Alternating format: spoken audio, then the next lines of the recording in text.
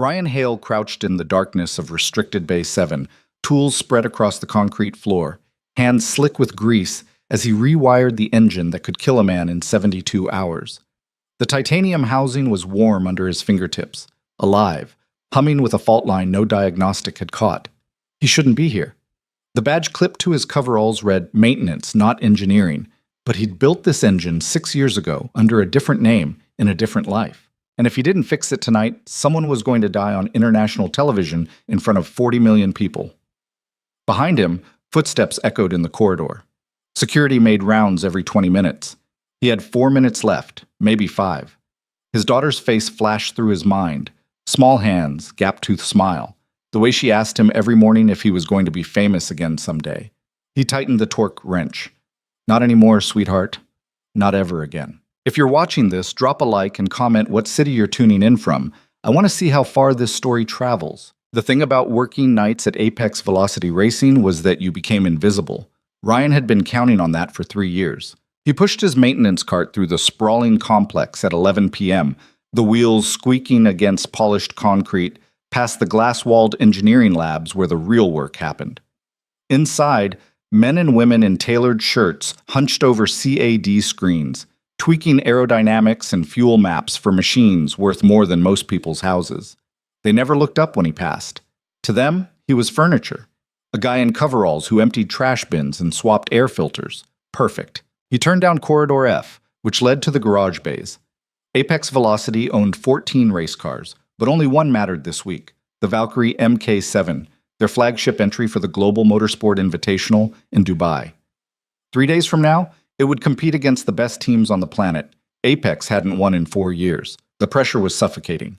Ryan had watched it build for months. The late-night shouting matches in the executive wing, the engineers drinking too much coffee and sleeping at their desks, the crew chief snapping at people over radio static. And now, tonight, the Valkyrie's engine had failed a simulation test. Ryan knew because he'd been cleaning the break room when the lead engineer, a gaunt man named Petrov, had slammed his tablet on the counter and said, "We're fucked. Completely fucked." The other guy, Ryan didn't know his name, had asked what happened. Petrov had rubbed his face. "The combustion timing's off by 3 milliseconds. We can't find the fault. If it runs like this under race conditions, the engine seizes at high RPM. We've got 72 hours to fix it, or we pull out of Dubai." Ryan had kept wiping down the counter, kept his face blank, kept moving, but his heart had kicked into a different rhythm. 3 milliseconds. He knew exactly what that meant. Now, standing outside Bay 7 at nearly midnight, Ryan swiped his maintenance badge against the reader. The light blinked red. He tried again. Red. Of course. Restricted access. Only senior engineers and the CEO could enter this bay when a primary vehicle was inside. Ryan glanced down the empty hallway, then pulled a small RFID duplicator from his pocket. A tool he'd bought off a hacker forum 2 years ago and hoped he'd never need to use. He'd cloned a senior engineer's badge 6 months back, just in case. Just in case the ghost of his old life ever came knocking. He pressed the duplicator against the reader. Green light. The bolt disengaged with a soft click. Ryan slipped inside and locked the door behind him. The Valkyrie sat under bright LEDs, sleek and low to the ground, its carbon fiber body painted in Apex's signature electric blue and silver. It looked like something that could crack the sound barrier. Ryan had seen it run on the test track once, months ago. The sound alone had made his chest tighten, a high, vicious scream that didn't belong to this world. He moved to the rear of the car and knelt beside the engine compartment. The cowling was already off. Someone had been working here earlier. Diagnostic cables snaked across the floor, connected to a laptop that had gone into sleep mode. Ryan pulled on a pair of latex gloves and leaned in close. The engine was a masterpiece. 12 cylinders, custom-built, tuned to produce nearly 900 horsepower. But Ryan wasn't looking at the headlines. He was looking at the details. The fuel injector array, the variable timing chain, the sensor grid that fed data to the onboard computer 60 times per second. And there it was. A hairline fracture in the timing sensor housing. Ryan exhaled slowly. He'd been right. This wasn't a software problem. It wasn't a calibration issue. It was a physical fault, invisible to diagnostics because the crack only opened under heat and vibration, conditions that didn't exist in a static test. But on the track, At 8,000 revolutions per minute, the sensor would misread the camshaft position by just enough to throw the combustion timing off. 3 milliseconds, enough to grenade the engine. He sat back on his heels, staring at the flaw. No one else would find this. Not in 72 hours. Maybe not ever. The smart thing to do was walk away. Report it anonymously, maybe. Let someone else take the credit and the risk. But Ryan thought about the driver, a 24-year-old kid from Portugal named Miguel Cortez, who'd worked his entire life to get a seat in a car like this. Thought about what happens when an engine seizes at 190 miles per hour. He thought about his daughter, asleep in their apartment 15 miles away, curled up with her stuffed rabbit. He thought about the man he used to be. Then he opened his toolbox. The repair took 2 hours. Ryan didn't have access to the proprietary parts catalog, so he improvised. He pulled the damaged sensor housing, cleaned the fracture site with acetone, and fabricated a reinforcement bracket using a piece of machined aluminum he scavenged from a storage bin. It wasn't elegant, it wasn't by the book, but it would hold. He reinstalled the sensor, tested the connection with a multimeter, and recalibrated the timing map using a diagnostic override he'd written into the system 6 years ago. A ghost protocol that still existed in the car's firmware because no one knew to look for it. By 2 a.m., the engine was whole again. Ryan ran a manual diagnostic from the laptop. The combustion timing read perfect, 0 deviation. He sat on the cold floor for a long time, staring at the screen. Then he wiped down every surface he'd touched, packed his tools, and left the bay exactly as he'd found it. Ryan got home at 3:15 a.m. The apartment was small, 2 bedrooms, a kitchen the size of a closet, a living room that doubled as his daughter's play area, toys scattered across the carpet, a half-finished puzzle on the coffee table. The walls were blank except for one framed photo. Ryan and Emma at the zoo, her on his shoulders, both of them laughing. He checked on her before he showered. She was sprawled across her bed, blankets kicked off, one arm flung over her head. 6 years old, and already she slept like she was trying to take up as much space as possible. He pulled the blanket back over her, brushed a strand of dark hair off her forehead.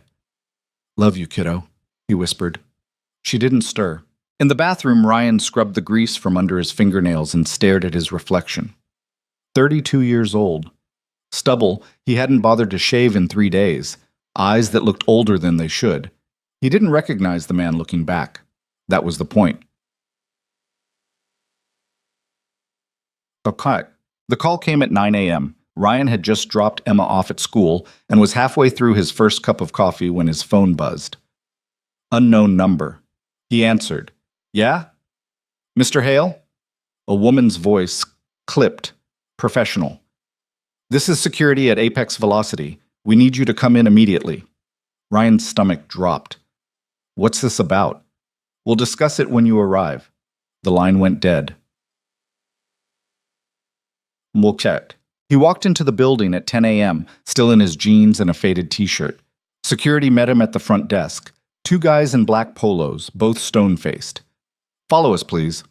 They led him up to the executive floor, past conference rooms with glass walls and leather chairs, to a corner office with a view of the test track. The woman sitting behind the desk was younger than Ryan expected, maybe 30. Dark hair pulled into a ponytail, sharp jawline, eyes that looked like they could cut through steel. Lena Vance, CEO of Apex Velocity Racing. She didn't stand when he entered. "Sit down, Mr. Hale." Ryan sat. Lena folded her hands on the desk. "Do you want to tell me what you were doing in Restricted Bay 7 last night?" Ryan kept his face neutral. "I don't know what you're talking about. We have you on camera, entering the bay at 11:47 p.m., exiting at 2:13 a.m. "Shit. I was doing my job," Ryan said carefully. "Maintenance. Maintenance." Lena's voice was flat. "On a vehicle you're not authorized to touch. I noticed something was wrong with the engine. I fixed it." "You fixed it?" She leaned forward. "You don't have an engineering degree. You don't have clearance. You don't have permission. What you have is a criminal trespass charge, if I decide to press it." Ryan met her eyes. The timing sensor housing had a fracture. It would have failed under race conditions. Your driver would have crashed. Lena didn't blink. "We have a team of 15 engineers who didn't find that fault. You're telling me you did?" "I'm telling you I fixed it. Run a diagnostic. You'll see." For a long moment, she just stared at him. Then she picked up her phone and dialed. Petrov, run a full diagnostic on the Valkyrie. Now. She paused. I don't care. Do it. She hung up. They sat in silence. 5 minutes later, the phone rang. Lena answered, listened, and her expression changed, just for a second. Something flickered across her face. Surprise, maybe. Or confusion. She hung up. The engine tests perfect, she said slowly. Combustion timing is flawless. Ryan said nothing. Lena stood and walked to the window, her back to him. I don't know who you think you are, Mr. Hale, but this company has rules, protocols. You violated both. I don't care if you fixed the damn engine. You had no right to be there. So fire me, Ryan said quietly. She turned. I am. Ryan stood. Fine. Security will escort you out. You'll receive your final paycheck by mail. Ryan nodded. He walked to the door. Mr. Hale. He stopped. Lena's voice was colder than before. If you ever set foot in this building again, I'll have you arrested. Ryan looked back at her. For a moment, he almost said it. Almost told her the truth. But he didn't. He just walked out. Emma asked him that night why he was home early. They were sitting at the kitchen table, eating spaghetti out of plastic bowls. She had sauce on her chin. Got the day off, Ryan said. Cool. She twirled her fork. Can we go to the park? Sure. Can we get ice cream? Maybe. She grinned. You always say maybe when you mean yes. Ryan smiled despite himself. Eat your dinner, troublemaker. After she went to bed, he sat on the couch with the lights off, staring at nothing. He'd walked away from this world once. Burned every bridge. Buried every connection. Built a life where no one knew his name or what he'd done. And in one night, he'd risked all of it. For what? For a machine. For a kid he'd never met. For a ghost he couldn't let go. Ryan closed his eyes. He didn't sleep. 2 days later, the Valkyrie won its qualifying heat in Dubai. Ryan saw it on the news. Miguel Cortez, the young Portuguese driver, had posted the fastest lap time in the event's history. The Apex Velocity team was celebrating. Champagne. Interviews. Lena Vance in a blazer, smiling for the cameras, talking about engineering excellence and the future of the sport. Ryan turned off the TV. Emma looked up from her coloring book. You okay, Dad? Yeah, he said. I'm fine. Talked. Lena Vance didn't sleep the night after the qualifier. She sat in her hotel room in Dubai, laptop open, staring at data logs she didn't fully understand. The Valkyrie had performed flawlessly. Better than flawless. The combustion timing had been perfect. So perfect that Petrov had pulled her aside after the race and said, I don't know what happened, but this engine is running like it's brand new. Better than brand new. Lena had asked him what he meant. I mean, someone rebuilt the timing protocol from the ground up. Whoever did it knows this engine better than we do. Lena thought about the man in her office, the quiet maintenance worker with grease under his nails and eyes that looked like they'd seen too much. Ryan Hale. She opened a personnel file. 32 years old. Hired 3 years ago as a night shift maintenance technician. No criminal record. No red flags. References were clean but sparse. Before Apex, he'd worked at a warehouse. Before that, a shipping company. Nothing. Lena frowned. She ran his name through a deeper search, social media, public records, anything. Still nothing. It was too clean. People left traces. Everyone did. But Ryan Hale's life seemed to start 3 years ago, fully formed, with no history before that. Lena leaned back in her chair. Who the hell are you, she thought. 3 weeks later, Ryan was stocking shelves at a hardware store in the suburbs when his phone buzzed. Unknown number again. He almost didn't answer, but he did. Mr. Hale, Lena Vance's voice. We need to talk. Ryan gripped the phone tighter. I don't think we do. The Valkyrie won in Dubai. You know that, right? I saw. The engine you fixed, it's running better than it ever has. My engineers can't explain it, but I think you can. Ryan didn't respond. I looked into your background, Lena continued, and you know what I found? Nothing. Which is interesting because people don't just appear out of thin air, so I kept digging, called in a favor with someone who knows how to find things that don't want to be found. Ryan's pulse quickened. And I found a name, Lena said. Ryan Callahan. Lead propulsion engineer at Vantage Motorsport. Designed one of the most advanced race engines ever built. won Engineer of the Year, and then, 6 years ago, he disappeared. Silence. You're him, aren't you? Ryan closed his eyes. I don't know what you're talking about. The engine in the Valkyrie, Lena said. It's based on your design. The one Vantage sold to us after you left. They stripped your name off it, rebranded it, and we've been using it ever since. But you built it, didn't you? Ryan's throat was tight. I need to go. Wait. He hung up. Awesome. That night, Emma asked him if he was okay. You keep looking at your phone, she said. I'm fine, sweetheart. You don't look fine. Ryan set the phone down. Come here. She climbed into his lap, small and warm and trusting. I love you, he said quietly. I know. She poked his nose. You tell me like 100 times a day. He smiled. Good. But inside, Ryan felt the walls closing in. He'd spent 6 years building a life where the past couldn't find him, and now it was knocking on the door. Lena didn't stop. She flew back from Dubai and went straight to the archives, dusty storage rooms in the basement of Apex's headquarters, filled with old contracts and design files. It took her 2 days to find it, a folder labeled Vantage Acquisition, 2020. Inside were schematics, blueprints, technical drawings for the engine that would become the Valkyrie's heart, and at the bottom of one page, in small print, a name. R. Callahan, lead designer. Lena sat on the floor, surrounded by paper, her hands shaking. She pulled out her phone and called the company's legal advisor. I need you to look into something, she said. A contract we signed with Vantage 6 years ago, specifically the intellectual property transfer. What are you looking for? I want to know if we stole someone's work, Heitek. The answer came back 3 days later. Vantage had acquired the engine design after Ryan Callahan's departure.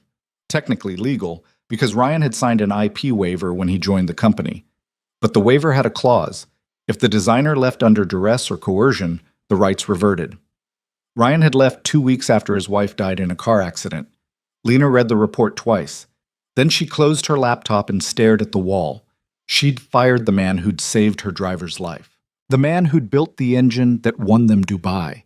The man whose genius had been buried under someone else's name, and she hadn't even known. Ryan was putting Emma to bed when the knock came. He froze. Who's that? Emma asked. I don't know. Stay here. He walked to the door and looked through the peephole. Lena Vance stood in the hallway, alone, hands in the pockets of a long coat. Ryan opened the door halfway. How did you find me? I'm persistent. She met his eyes. Can we talk? No. Please, Emma's voice called from the bedroom. Dad, who is it? Ryan glanced back, then stepped into the hall and closed the door behind him. You've got 2 minutes. Lena took a breath. I know who you are.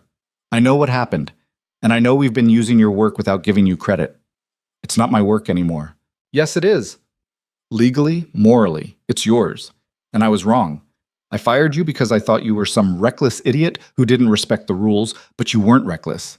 You were the only person in that building who understood what was at stake. Ryan's jaw tightened.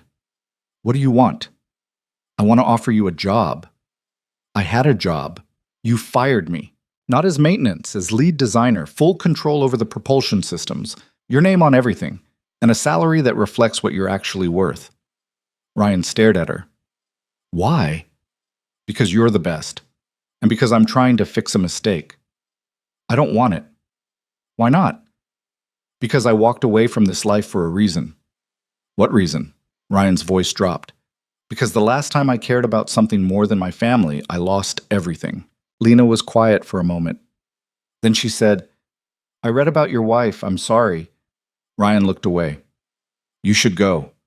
I'm not asking you to give up your daughter. I'm asking you to stop hiding. You're brilliant, Ryan. You shouldn't be stocking shelves. I'm not hiding. I'm surviving. There's a difference between surviving and living. Ryan opened the door. Good night, Ms. Vance.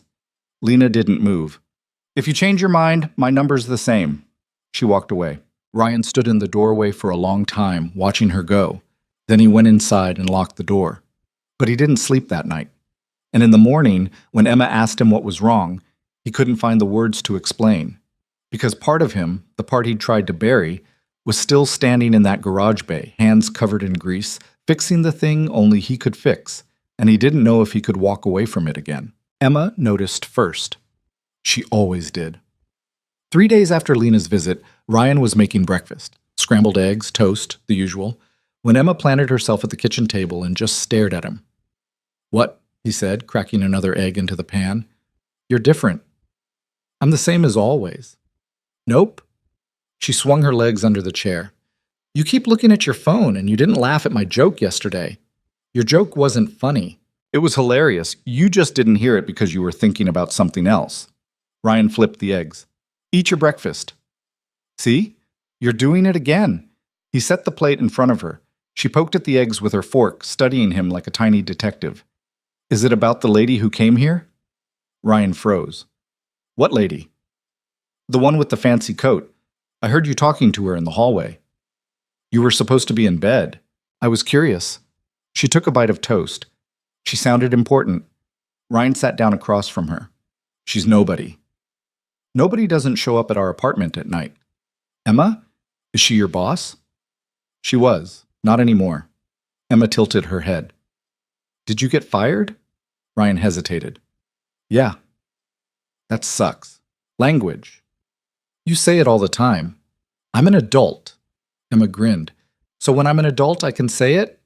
"Finish your eggs." She did, but she kept watching him with those sharp, knowing eyes that made Ryan feel like she could see straight through him. Kids were like that. They picked up on things adults tried to hide. After he dropped her at school, Ryan sat in his car for 10 minutes, engine running, hands on the wheel. Lena's words kept circling back. There's a difference between surviving and living. He hated that she was right.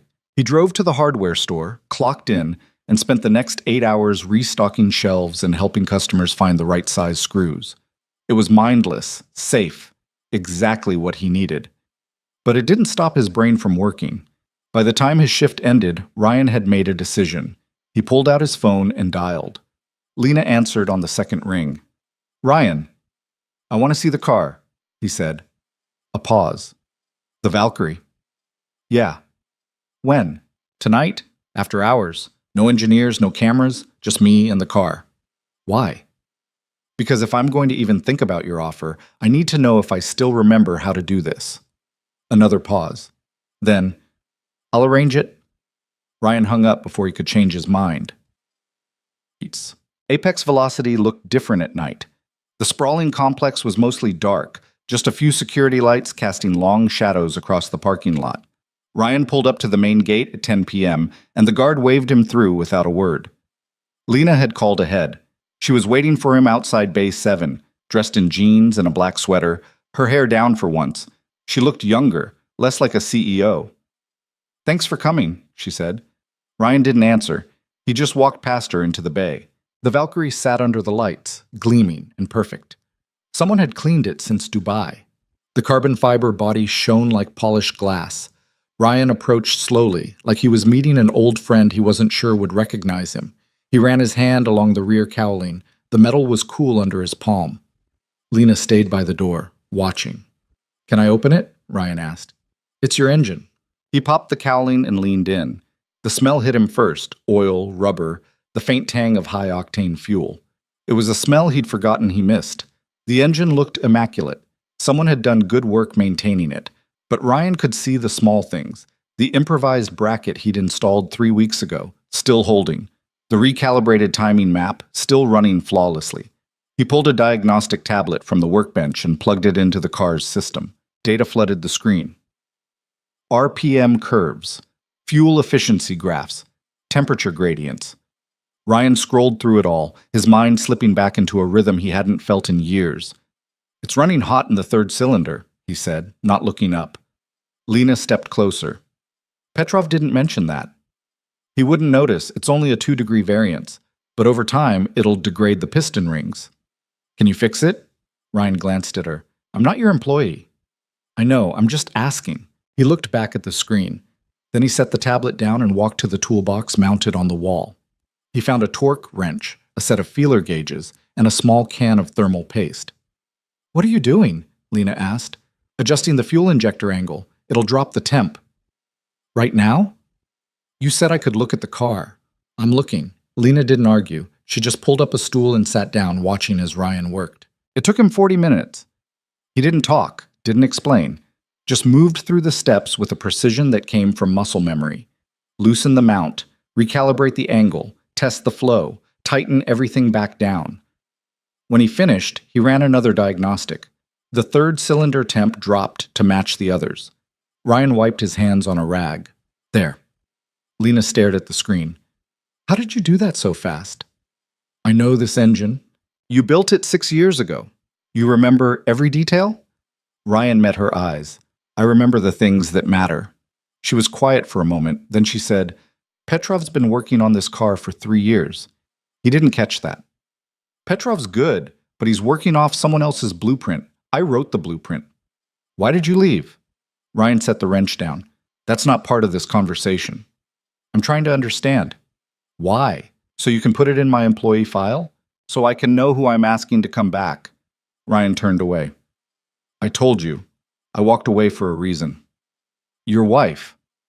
He didn't respond. Lena stood. I read the accident report. She was driving home from a company event. You were supposed to be with her, but you stayed late to finish a test. Ryan's jaw tightened. Stop. You blamed yourself. I said stop. But it wasn't your fault, Ryan. It was a drunk driver. You couldn't have... Ryan spun around, his voice sharp. You don't know anything about it. Lena held his gaze. You're right. I don't. But I know what guilt looks like. And I know what it does to people. Ryan's hands were shaking. He shoved them into his pockets. I need to go. Wait. I said I need to go. He walked out of the bay without looking back. Lena stood there alone, staring at the empty space where he'd been. See, Ryan didn't go home.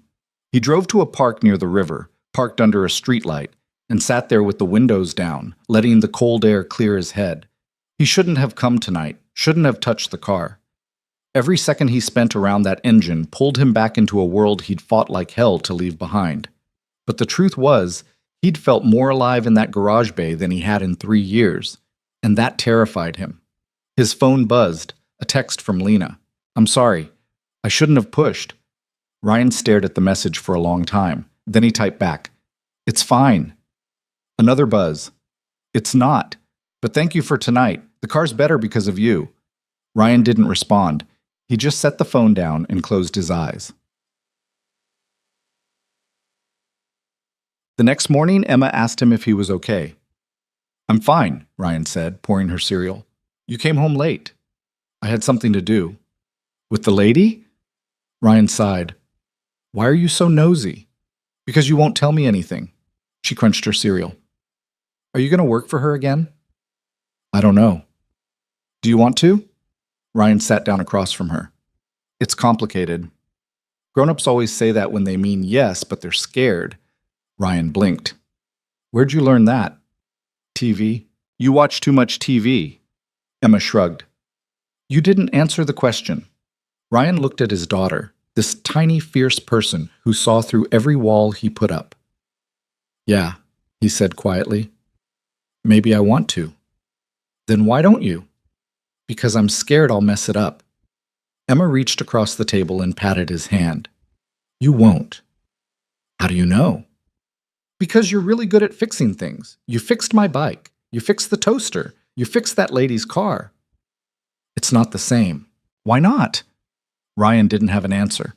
Emma finished her cereal and slid out of her chair. I think you should do it. Yeah?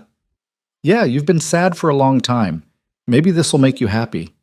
She grabbed her backpack and headed for the door. Ryan sat there, staring at the empty cereal bowl, out of the mouths of 6-year-olds. 2 days later, Ryan called Lena. I have conditions, he said. I'm listening. First, I work remotely. I'm not moving to the facility full-time. I've got a daughter, and I'm not missing another school event or bedtime story because of a deadline. Done. Second, my name stays off the public credits. I don't want interviews. I don't want press. I design the systems. You guys handle the optics. Lena hesitated. Ryan, you deserve recognition. That's the deal. Take it or leave it. Fine. What else? Third, if I find a safety issue, I have authority to shut down a test or pull a car from competition. No arguments, no overrides. That's a big ask. That's non-negotiable. Lena was quiet for a moment. Then she said, Okay. Okay? You're right. Safety comes first. I'll put it in writing. Ryan exhaled. Then I'll do it. When can you start? Give me a week. I need to figure out childcare. Take 2. We'll have a workspace set up for you by then. Ryan hung up and sat on the couch, staring at the phone in his hand. He'd just agreed to step back into the fire, and he had no idea if he was ready. Eek. The first day back felt surreal. Lena had set up a private office for him on the second floor, small, quiet, with a window overlooking the test track. No cameras, no foot traffic, just a desk, a computer, and a wall-mounted monitor displaying live data feeds from the garage bays. Ryan stood in the doorway, his old badge clipped to his shirt. It read, Ryan Hale, lead propulsion engineer, not Ryan Callahan. That name was buried. Maybe forever. Lena appeared behind him. What do you think? It's good. I had them pull all the design files you'll need. Everything's on the server. Ryan nodded. Thanks. Petrov wants to meet with you this afternoon. He's curious. I bet. Lena smiled slightly. He's a good guy, just protective of his work. I'm not here to step on anyone's toes. I know, but some toes are going to get stepped on anyway. She wasn't wrong. At 2 p.m., Petrov knocked on Ryan's door. He was tall, mid-40s, with graying hair and the kind of tired eyes that came from too many late nights. He held a tablet in one hand and a cup of coffee in the other. So you're the guy, Petrov said. Ryan stood. I guess I am. Petrov walked in and set his coffee on the desk. Lena says you designed the original engine. Long time ago. And you fixed the timing fault we missed. Yeah. Petrov stared at him. How? I knew where to look. That's not an answer. Ryan met his gaze. The sensor housing had a fracture. It only opened under heat and vibration. Your diagnostics wouldn't catch it because they don't simulate race conditions. Petrov frowned. We ran thermal stress tests. Not hot enough, not long enough. And you knew that how?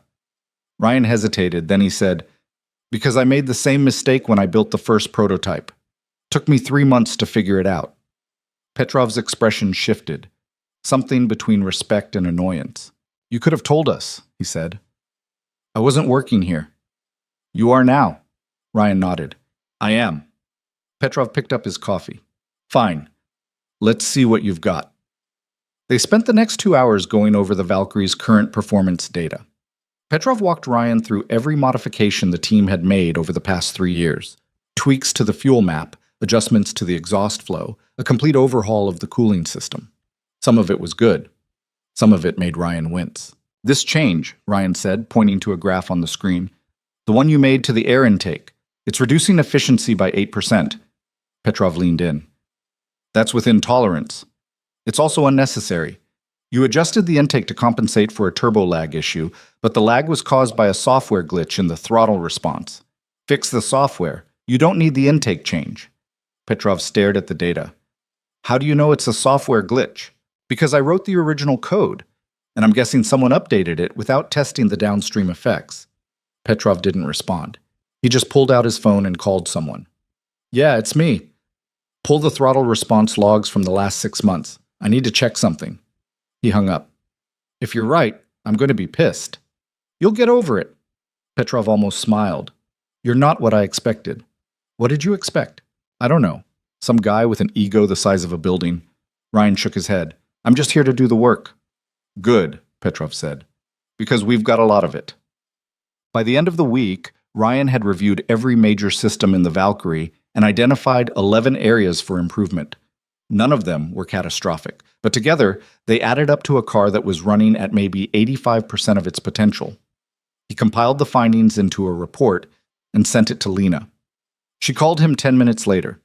Is this real? She asked. Every word. You're saying we've been leaving 15% on the table? At least.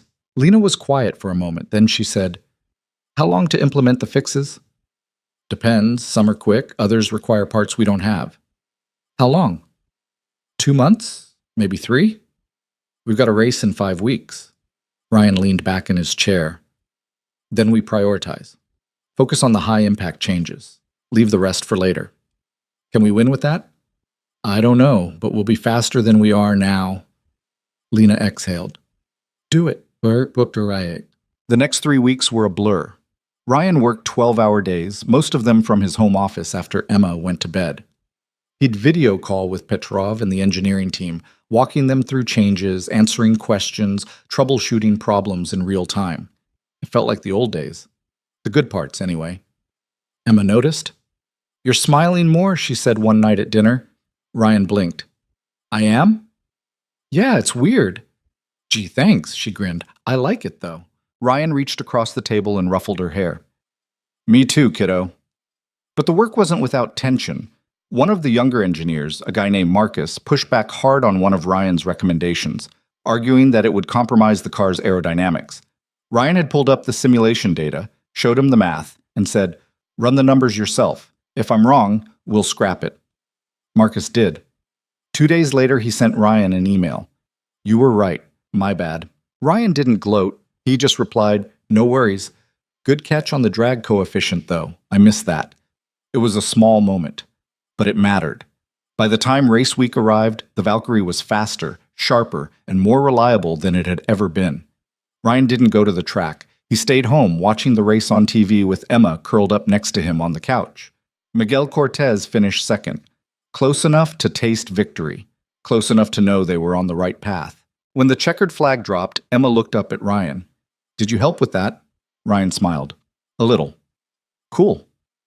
That night, after Emma was asleep, Ryan's phone buzzed. A text from Lena. "We couldn't have done this without you." Ryan stared at the message. Then he typed back.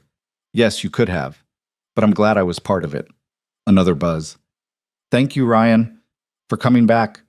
Ryan set the phone down.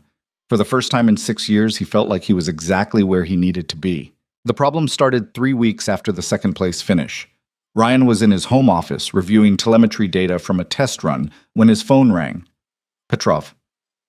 "We've got an issue," Petrov said without preamble. Ryan sat up. "What kind of issue?" "The kind that makes no sense. We ran the Valkyrie through a full simulation this morning. The engine's showing a power drop in the high RPM range, 5% loss across the board." "That's impossible. We just rebuilt the intake system." "I know, but the data doesn't lie. Can you come in?" Ryan glanced at the clock. It was 2 p.m. Emma wouldn't be home from school for another hour. "Give me 30 minutes, he said. He grabbed his jacket and keys, sent a quick text to his neighbor, asking her to pick up Emma, and drove to Apex faster than he probably should have.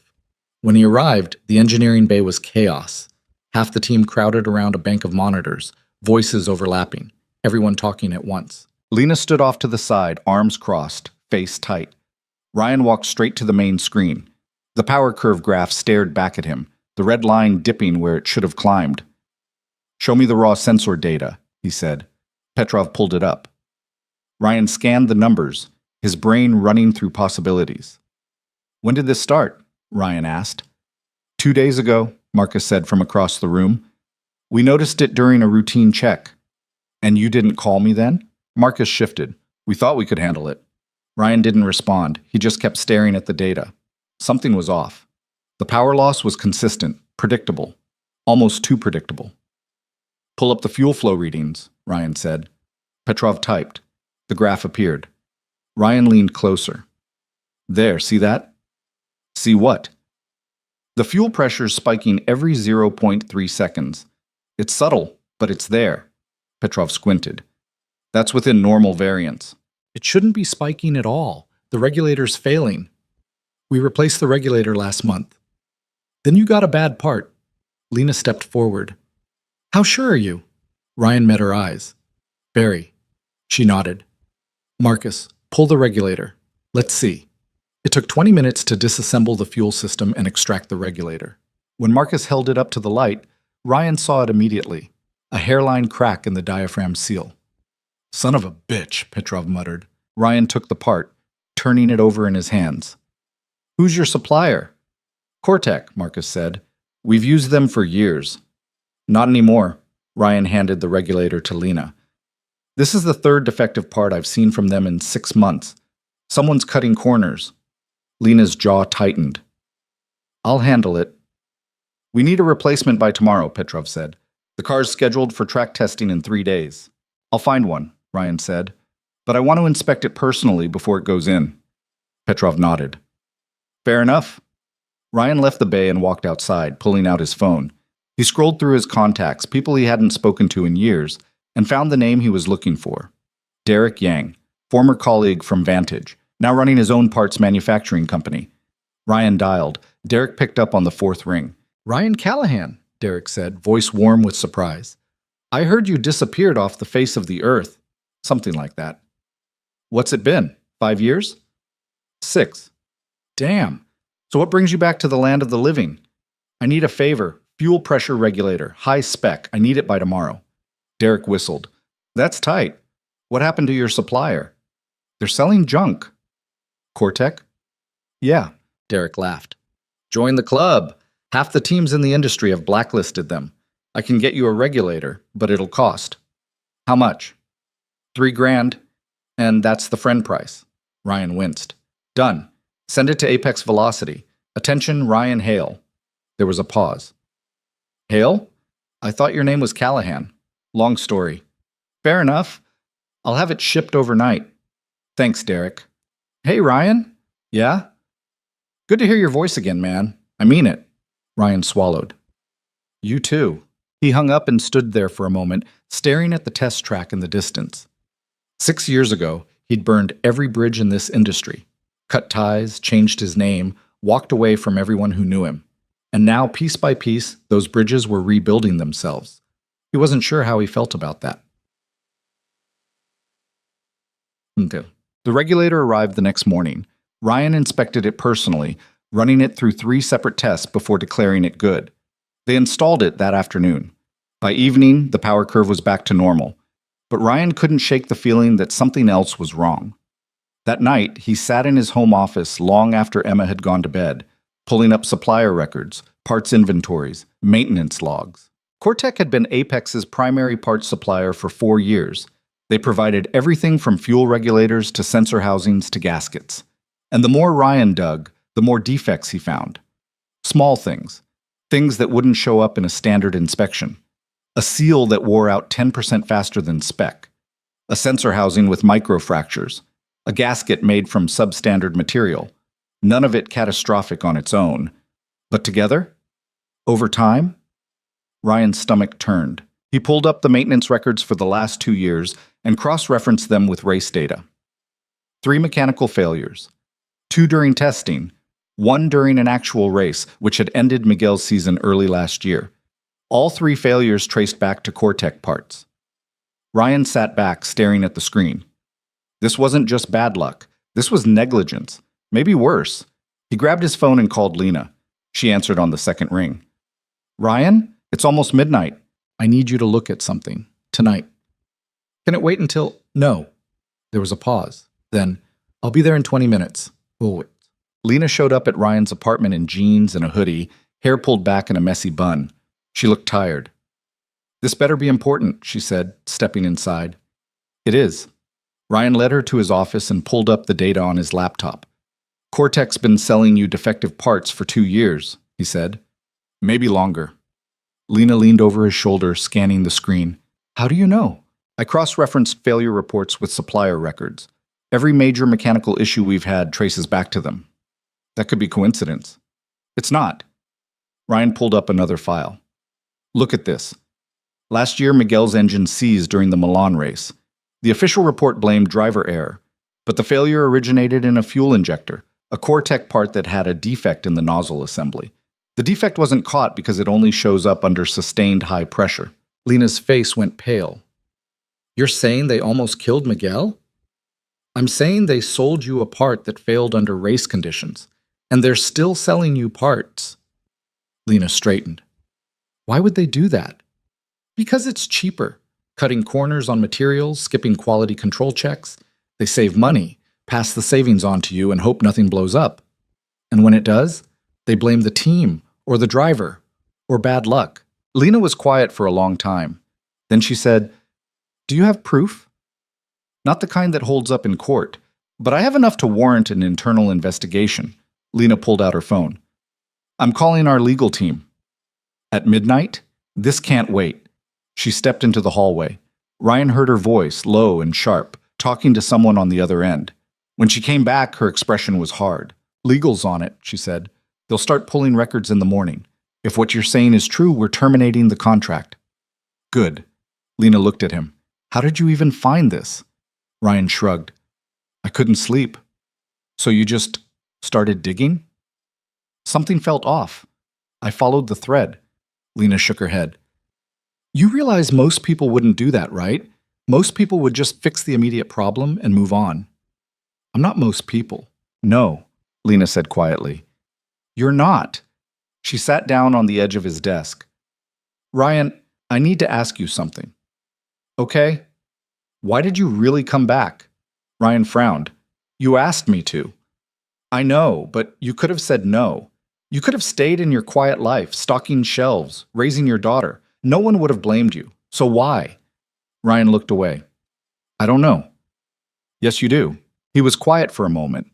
Then he said, "Because I spent 6 years trying to convince myself I didn't care anymore, that I could just walk away and be fine. But the truth is, I never stopped caring, and when you showed me that engine, when I saw what it had become, I couldn't just let it go." Lena nodded slowly. "You know what I think?" "What?" "I think you didn't come back for the engine. You came back for yourself." Ryan didn't respond. Lena stood. "Thank you for this, for all of it. Just doing my job." "No, you're doing more than that." She left, and Ryan sat alone in his office, staring at the data on his screen. Maybe she was right. Maybe he had come back for himself. But that didn't make it any less terrifying. What? The investigation into Cortec took 3 days. Apex's legal team pulled every contract, every invoice, every inspection report.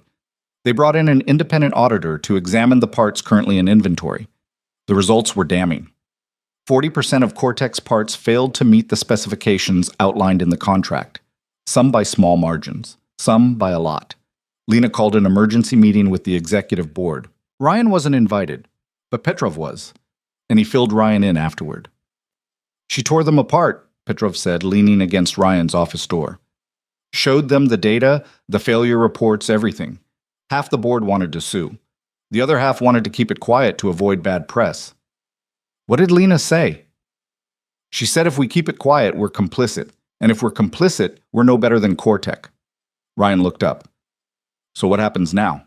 "We terminate the contract publicly, and we notify the racing commission so other teams know what they're dealing with." "That's going to make waves." "Big ones," Petrov grinned.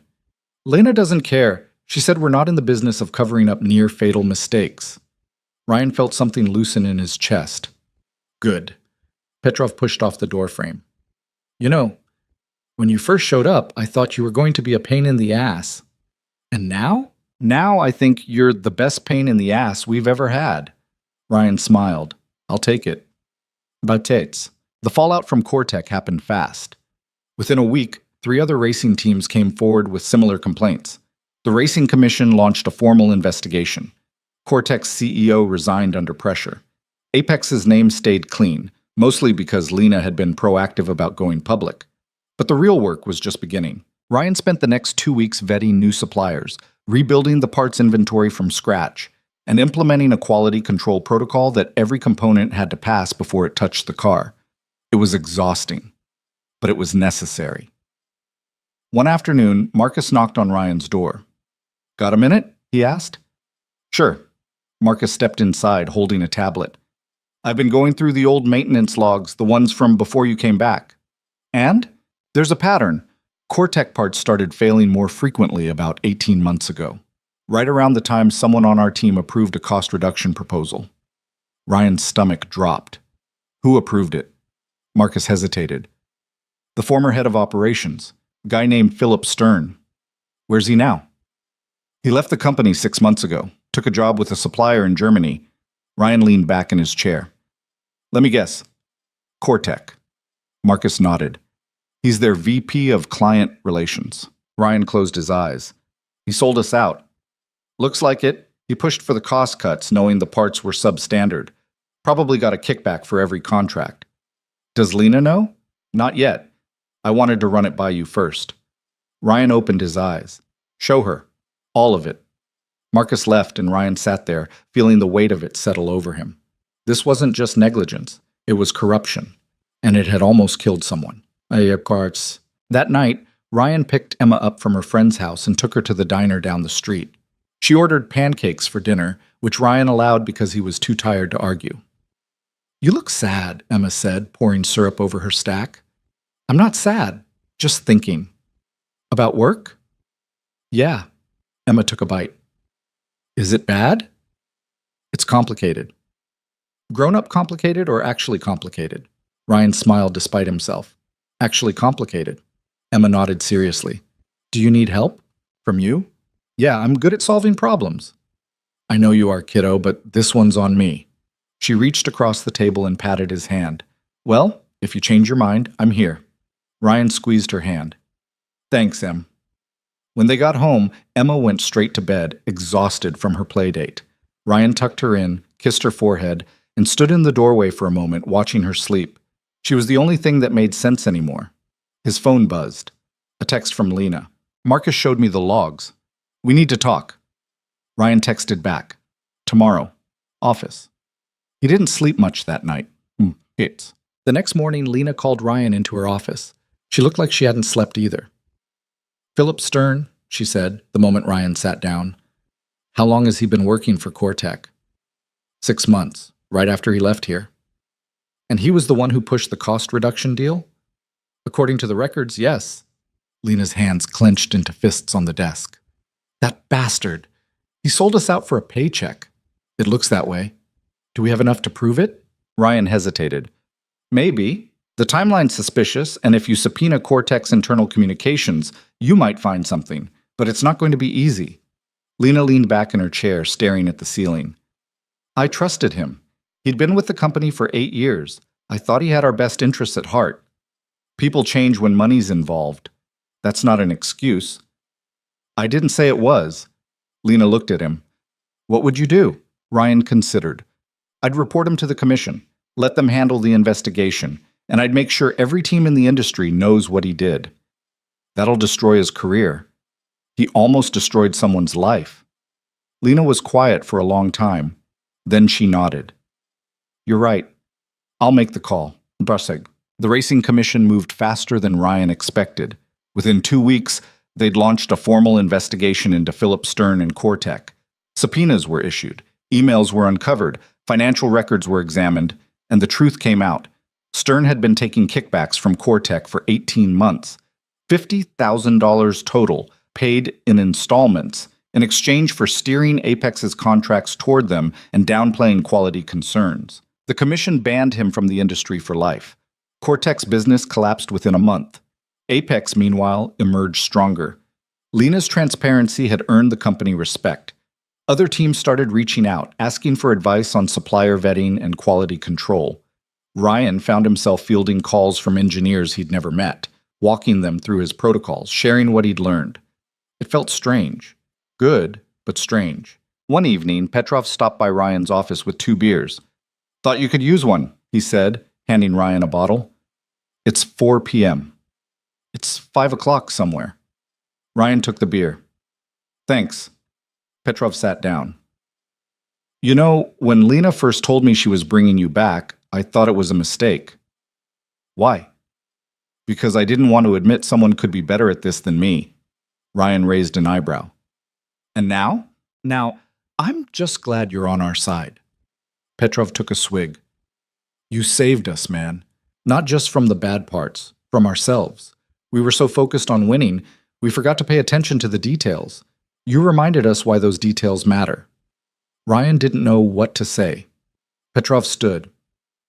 "Anyway, thanks. For everything." He left and Ryan sat there, staring at the beer in his hand. For the first time in 6 years, he felt like he was exactly where he was supposed to be, doing the work that mattered, with people who gave a damn. And maybe, just maybe, that was enough. Tabasaktan. That weekend, Ryan took Emma to the go-kart track. She'd been begging to go for weeks, and he figured they both could use the break. Emma was fearless behind the wheel, tearing around the track with a grin so wide it made Ryan's chest ache. After her 3rd lap, she pulled up next to him, yanking off her helmet. "That was awesome," she shouted. "You're fast, kiddo. I know. She hopped out of the cart. Can I do it again? One more lap, then we get ice cream. Deal. She took off, and Ryan stood there, watching her disappear around the corner. His phone buzzed. A text from Lena. Race confirmed for next month. Japan. The car's ready. Are you? Ryan stared at the message. Then he looked at Emma, laughing as she sped past. He typed back, Yeah, I'm ready. The call came 3 days before they were supposed to fly to Japan. Ryan was in the garage bay, running final checks on the Valkyrie's cooling system, when Petrov appeared in the doorway, face ashen. We've got a problem, Petrov said. Ryan straightened, wiping his hands on a rag. What now? Miguel's out. Out? What do you mean out? He crashed during practice this morning. Broke his collarbone. He's done for the season. Ryan felt his stomach drop. Is he okay? He'll heal, but he can't race. Petrov ran a hand through his hair. Lena's scrambling to find a replacement driver. We've got 72 hours. Who's available? That's the problem. Everyone worth hiring is already contracted. The only free agents are rookies or has-beens. Petrov's voice cracked slightly. We might have to pull out. No. Ryan's voice was sharp. We don't pull out. Not after everything we've done. Ryan, without a driver, find someone. Anyone. I don't care if they're rusty. We can work with Rusty. Petrov stared at him. You really think we can win with a substitute driver? I think we can finish, and right now, that's enough. Petrov nodded slowly. I'll tell Lena. After he left, Ryan stood there, staring at the Valkyrie. All that work, all those late nights, and now it might not even matter. He pulled out his phone and dialed Lena. She answered immediately. Ryan, I know. I'm working on it. What are our options? Slim to none. I've called 6 drivers in the last hour. 3 are under contract. 2 aren't interested. 1 wants double our budget. What about someone who's retired? Like who? Ryan hesitated. What about Caroline Chen? There was a pause. The Caroline Chen, she's been retired for 3 years. She's also the best driver of her generation. If anyone can handle the Valkyrie on short notice, it's her. Ryan, she walked away from racing. She said she'd never come back. Did you ask her? No, because ask her. Lena was quiet for a moment. Then she said, Fine, I'll make the call, but don't get your hopes up. Ryan hung up and went back to work, but his mind kept circling back to Caroline. He'd never met her, but he'd watched her race when he was still at Vantage. She was fearless, precise, and smart. The kind of driver who didn't just react to the car, she understood it. If anyone could step into the Valkyrie and make it sing, it was her. But retirement was retirement for a reason. People didn't walk away from something they loved unless the cost had gotten too high. That evening, Ryan got home to find Emma sitting at the kitchen table, surrounded by schoolwork. Hey, kiddo, he said, dropping his keys on the counter. How was your day? Fine. She didn't look up from her worksheet. Ryan frowned. You okay? Yeah. You don't sound okay. Emma sighed and set down her pencil. Mia said her dad's taking her to Disney World next month. That's nice. Yeah. Emma picked at the corner of her paper. I told her we never go anywhere. Ryan's chest tightened. It's fine. I know you're busy with work. I get it. Ryan sat down across from her. Hey, look at me. She did, reluctantly. I know I've been working a lot lately, Ryan said, and I know it's not fair to you. But it's not because I don't want to spend time with you. You're the most important thing in my life. You know that, right? Emma nodded, but her eyes were glassy. Tell you what, Ryan said. After this race in Japan, we'll go somewhere. Just the 2 of us. You pick the place. Emma's face brightened slightly. Really? Really? Can we go to the beach? Absolutely. She smiled. Okay. Ryan reached across the table and ruffled her hair. Now, finish your homework. Then we'll watch a movie. Can we watch the one with the talking dog? We've seen it 5 times. So? Ryan laughed. Fine. Talking dog it is. But as Emma went back to her worksheet, Ryan felt the weight of the promise settle on his shoulders. He'd been making promises to her for 6 years, and most of the time he kept them. But this time felt different. This time, there was too much at stake. What? The next morning, Lena called. Caroline said yes, she said, and Ryan could hear the disbelief in her voice. What? She said yes. She's flying in tomorrow. Ryan leaned back in his chair. What changed her mind?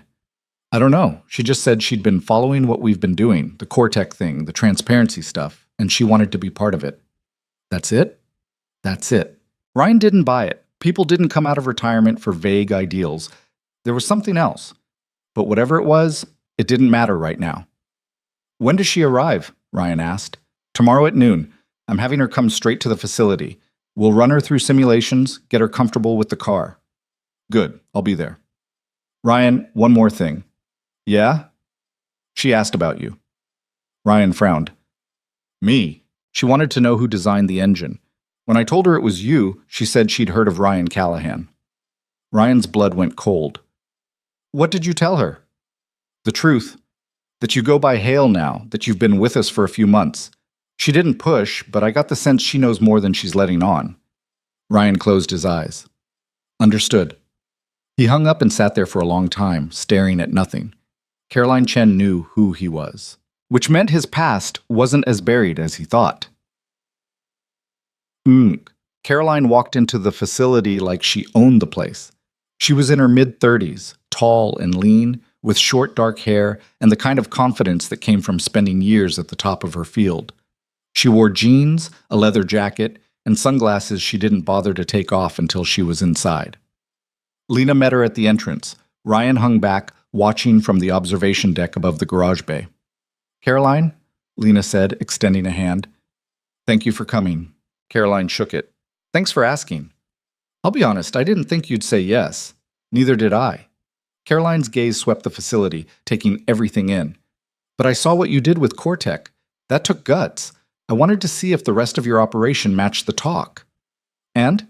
Caroline smiled slightly. I'll let you know after I drive the car. Lena led her down to the garage bay, and Ryan followed at a distance.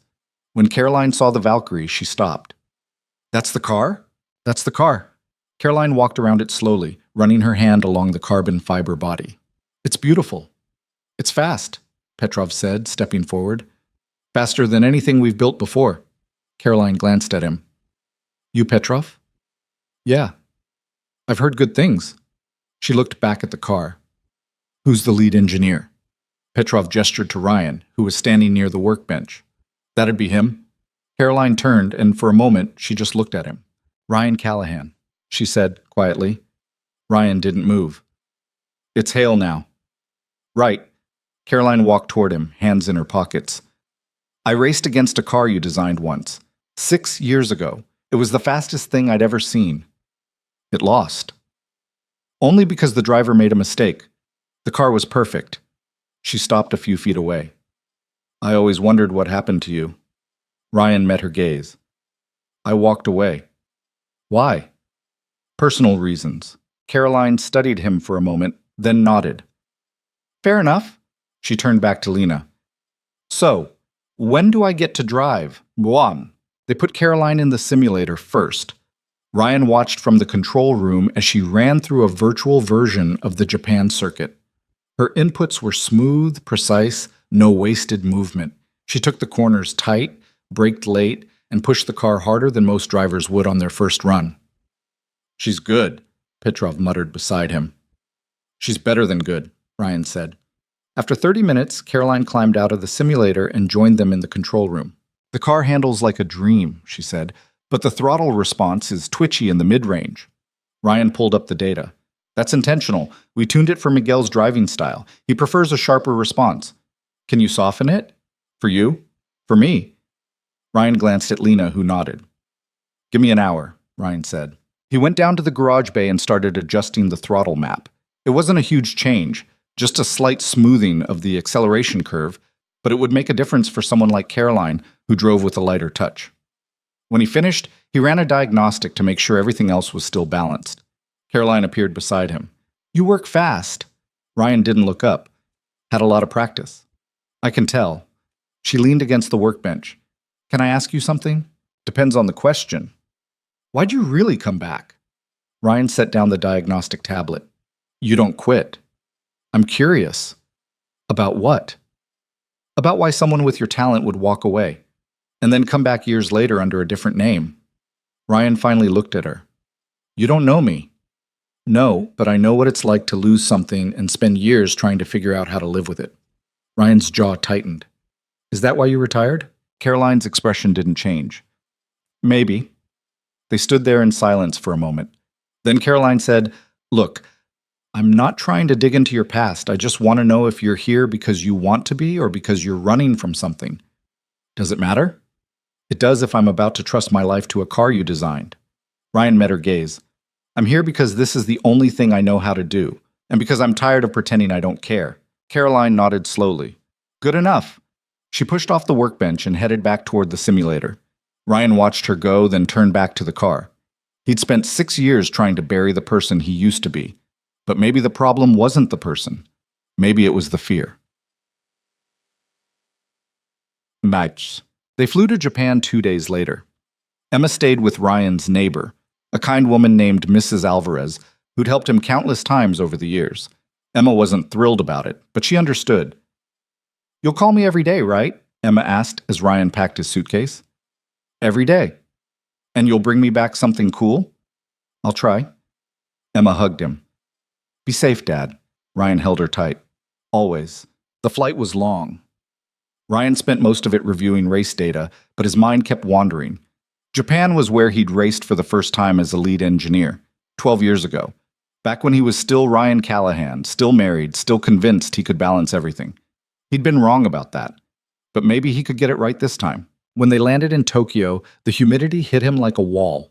The team checked into the hotel, and Ryan barely had time to drop his bags before Lena called a meeting in the conference room. All right, she said, standing at the head of the table. We've got 3 days until race day. Caroline's had limited time with the car, so we're running practice sessions every morning. Ryan, I need you on site for all of them. Done. Petrov, you're handling logistics. Marcus, you're on data analysis. Lena looked around the room. We're the underdogs here. No one expects us to finish in the top 5. But we didn't come all this way to be mediocre. We came to prove something. What are we proving? Marcus asked. Lena smiled. That we're not afraid to do things right. Bob. The first practice session was rough. Caroline was fast, but she was also rusty. She missed her braking points twice, overshot a corner, and spun out on the back straight. Ryan watched from the pit, his stomach in knots. When she came in, she yanked off her helmet, sweat dripping down her face. That sucked, she said. You're out of practice, Ryan said.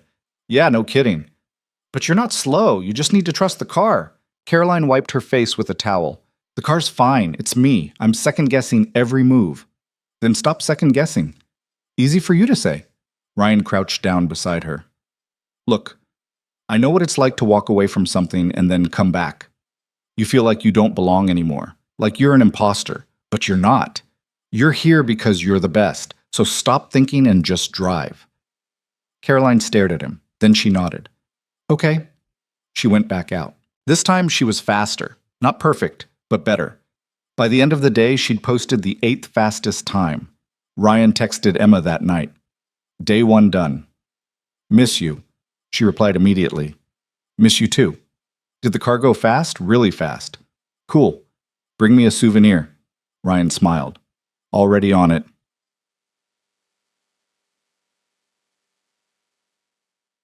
The second practice session was better. Caroline found her rhythm. She was smooth, controlled, and fast, really fast. By midday, she'd climbed to 5th in the timesheets. The other teams started paying attention. That evening, Ryan was in the garage bay, checking the tire wear, when a man in a tailored suit approached. Ryan Callahan. Ryan looked up. The man was in his 50s, silver hair, expensive watch. Ryan didn't recognize him. It's Hale, Ryan said. The man smiled. Right, Hale, I'm David Brennan. I run Titan Motorsport. Ryan knew the name. Titan was one of the biggest teams in the sport. They'd won 3 championships in the last 5 years. What do you want? Ryan asked. To talk. I've been watching your car. It's impressive. Thanks. I also heard about the Cortex situation. That took guts, going public like that. Ryan didn't respond. Brennan leaned against the workbench. I'll cut to the chase. I want you to come work for me. Lead engineer. Full creative control. Salary's negotiable. I'm not interested. You haven't heard the offer. I don't need to. I'm happy where I am. Brennan's smile faded. Apex is a good team, but they're not going to win championships. Not with their budget. You know that. Maybe, but they're honest. Honesty doesn't win races. Ryan met his gaze. It wins the things that matter.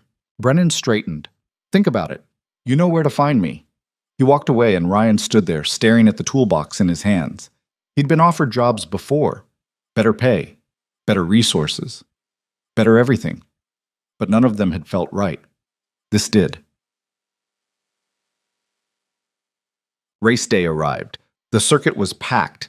50,000 people in the stands, millions more watching on TV. Ryan stood in the pit, watching the cars line up on the grid. The Valkyrie sat in 8th position, right where Caroline had qualified. Lena appeared beside him. You good? Yeah. Caroline? She's ready. Lena nodded. Whatever happens today, I want you to know this wouldn't have been possible without you. Ryan didn't know what to say, so he just nodded. The race started. Caroline held her position through the first lap, then the second. On lap 10, she passed the car in 7th. By lap 20, she was in 5th. Ryan watched the data feed, his heart pounding. The car was performing perfectly. No faults, no warnings, just clean, fast laps. On lap 35, Caroline radioed in. The engine feels off. Ryan's stomach dropped. What do you mean off? I don't know. It's subtle, like there's a hesitation in the throttle. Ryan pulled up the telemetry. Everything looked normal, but Caroline didn't make mistakes like this. If she felt something, it was real. Pit on the next lap, Ryan said. We'll check it. Caroline came in. The crew swarmed the car, but they couldn't find anything wrong. Ryan leaned into the cockpit. Describe it again. It's like the engine stutters for half a second when I hit full throttle. Just a tiny lag. Ryan thought fast. A lag like that could be a sensor issue, or a fuel delivery problem. Or, wait, he pulled up the throttle response map on his tablet. There. A tiny glitch in the code. Something that wouldn't show up in a static diagnostic, but under race conditions, it would cause a microsecond delay. I see it, Ryan said. Give me 30 seconds. He plugged into the car's computer and rewrote the line of code on the spot. Try it now, he said. Caroline revved the engine. That's it. It's gone. Go! She tore out of the pit. She'd lost 20 seconds. Dropped from 5th to 9th. But she didn't give up. Lap by lap, she clawed her way back. By lap 50, she was in 6th. By lap 60, 5th. On the final lap, she passed the car in 4th and crossed the finish line in 4th place. Not a win, but a statement. When Caroline climbed out of the car, she pulled off her helmet and grinned. That was fun, she said. Ryan laughed. You're insane. Maybe. Lena hugged them both. We did it. And for the first time in 6 years, Ryan felt like he was exactly where he belonged. The flight home felt different. Ryan sat by the window, watching the clouds pass below, the 4th place trophy sitting in the overhead compartment above him. 4th wasn't first. But it was honest, and somehow that mattered more. Across the aisle, Caroline was asleep, headphones on, face relaxed in a way Ryan hadn't seen during the race. She'd told him after the podium ceremony that she'd forgotten what it felt like to push a car that hard, to trust the machine under her completely. I thought I was done with this, she'd said. Thought I'd moved on. But standing on that podium today, I realized I never really let it go. Ryan had understood that better than she knew. Lena was a few rows back, typing furiously on her laptop, probably fielding emails from sponsors and press. The 4th place finish had generated more attention than anyone expected. Not because of the position, but because of the story behind it. The substitute driver, the rebuilt engine, the team that had exposed corruption and refused to cut corners. People loved an underdog. Ryan pulled out his phone and scrolled through the photos Emma had sent him while he was gone. Her at the park. Her eating ice cream. Her holding up a drawing she'd made of a race car with the words, "Go Dad," written across the top in crooked letters. His chest tightened. He typed a message. Landing in 4 hours. Can't wait to see you. She replied almost instantly. Did you win? Ryan smiled. We got 4th place. That's still good, right? Yeah, that's still good. Cool. I made you a cake. Mrs. Alvarez helped. You didn't have to do that. I wanted to. It has sprinkles. Ryan laughed quietly. Can't wait. He put the phone down and closed his eyes, but sleep didn't come. His mind kept circling back to the race. The moment Caroline had radioed in about the throttle hesitation, The 30 seconds he'd had to find and fix a problem that could have ended their day. He'd done it, but it had been close, too close. And that was the thing about this work. It was never finished. There was always another fault to find, another system to optimize, another crisis waiting just around the corner. But for the first time in years, Ryan didn't feel overwhelmed by that. He felt ready. Emma was waiting at the airport with Mrs. Alvarez, holding a handmade sign that said, "Welcome home, best dad." The moment Ryan stepped through the arrivals gate, she ran at him full speed. He dropped his bag and caught her, lifting her off the ground. "I missed you so much," Emma said, squeezing his neck. "Missed you too, kiddo." She pulled back and looked at him seriously. "Did you bring me a souvenir?" Ryan laughed. "I did." He set her down and unzipped his carry-on, pulling out a small box. Inside was a delicate wooden puzzle box, the kind sold in the markets near the circuit. Emma's eyes lit up. "What is it?" "It's a puzzle. You have to figure out how to open it." "Is there something inside?" "Maybe." Emma immediately started twisting and turning the box, her tongue poking out in concentration. Mrs. Alvarez smiled at Ryan. "She's been asking about you every hour." "Thanks for watching her." "Anytime. She's a good kid." They drove home, Emma chattering nonstop about everything she'd done while he was gone. She'd finished her book report. She'd beaten her friend Noah at checkers 3 times. She'd learned how to make scrambled eggs without burning them. Ryan listened, soaking in every word. When they got home, the apartment smelled like vanilla and sugar. A lopsided cake sat on the kitchen counter, covered in rainbow sprinkles and white frosting. "I made it myself," Emma said proudly. "Well, Mrs. Alvarez helped with the oven part, but I did the decorating." "It's perfect," Ryan said. "Can we eat it now?" "After dinner." Emma groaned but didn't argue. They ate spaghetti at the kitchen table, and Emma told him about the movie she'd watched and the new girl in her class who had a ferret, and how she'd finally figured out how to do a cartwheel. Ryan just smiled and nodded, grateful for every mundane, beautiful detail. After dinner, they ate cake. Emma had 2 slices. Ryan had 1. It was too sweet and slightly undercooked in the middle, but it was the best thing he'd tasted all week. That night, Ryan tucked Emma into bed and sat on the edge of her mattress. "Dad?" she said, looking up at him. "Yeah? Are you happy?" Ryan blinked. "What do you mean?" "You seem different, like, in a good way. You smile more now." Ryan's throat tightened. "Yeah, kiddo, I think I am." "Good," she yawned. "You deserve to be happy." Ryan leaned down and kissed her forehead. "So do you." "I know. I'm awesome," Ryan laughed. "Yes, you are." He turned off the light and stood in the doorway for a moment, watching her settle into sleep. 6 years ago, he'd thought happiness was something he'd lost forever, something that had died in a car accident on a rainy highway. But standing there now, watching his daughter breathe softly in the dark, Ryan realized he'd been wrong. Happiness wasn't something you found once and kept forever. It was something you built, piece by piece, day by day, and sometimes you had to lose everything to remember how. The next morning, Ryan drove to the Apex facility. Lena had called an all-hands meeting, and the conference room was packed when he arrived. Engineers, mechanics, logistics coordinators, everyone who'd been part of the Japan trip, plus a few who hadn't. Lena stood at the front, looking tired but energized. "All right, everyone," she said. "I know we just got back, but I wanted to talk while it's still fresh. Japan was a success, not just because we finished 4th, but because we proved something. We proved that doing things the right way, the hard way, actually works." A few people clapped. Lena smiled. "But we're not done," she continued. "We've got 3 more races this season, and next season we're aiming higher. I want wins. I want podiums. I want people to know that Apex Velocity stands for something." She paused, looking around the room. "And to do that, we need to keep building, keep improving, keep holding ourselves to a higher standard." Her gaze landed on Ryan, "which is why I'm promoting Ryan to chief engineer." The room erupted in applause. Ryan blinked. "What?" Lena grinned. "You heard me. Petrov's moving to deputy chief. You'll oversee all propulsion and systems engineering. Full authority. Your name on everything." Ryan shook his head. "Lena, I told you. I know what you told me, but you've earned this, and the team needs it." She looked at him steadily. "So what do you say?" Ryan glanced around the room. Petrov was smiling. Marcus gave him a thumbs up. Caroline, who'd stayed on as a consultant, nodded approvingly from the back. Ryan exhaled. Okay. More applause. Lena walked over and shook his hand. Congratulations. I still don't want press interviews.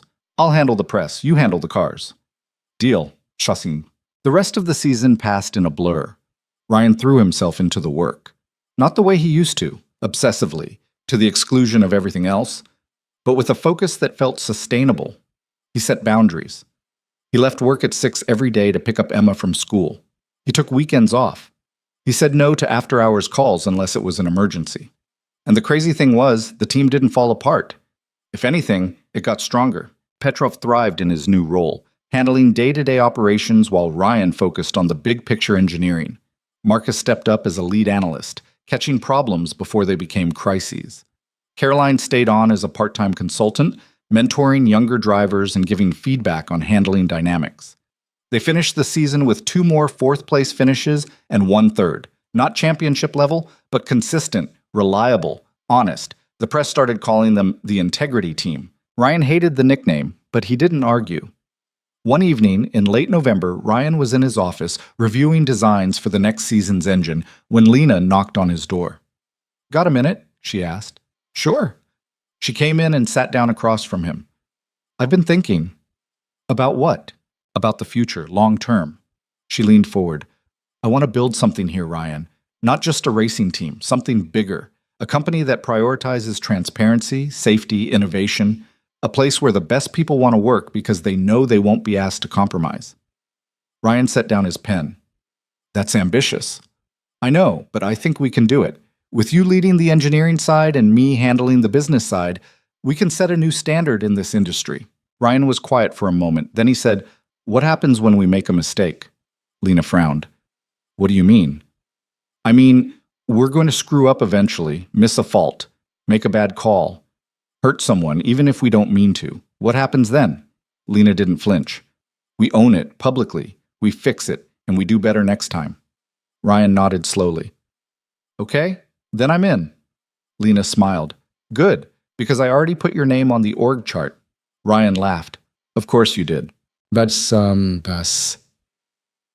That Christmas, Ryan took Emma to the beach. They drove down the coast to a small town neither of them had been to before, stayed in a cheap motel, and spent 3 days doing nothing but building sandcastles, eating ice cream, and watching the waves. On the last day, they sat on the beach at sunset, Emma leaning against Ryan's shoulder. This was the best trip ever, she said. Yeah? Yeah. She picked up a shell and turned it over in her hands. Can we come back next year? Absolutely. Emma was quiet for a moment. Then she said, Dad? Yeah, kiddo? I'm proud of you. Ryan's throat tightened. For what?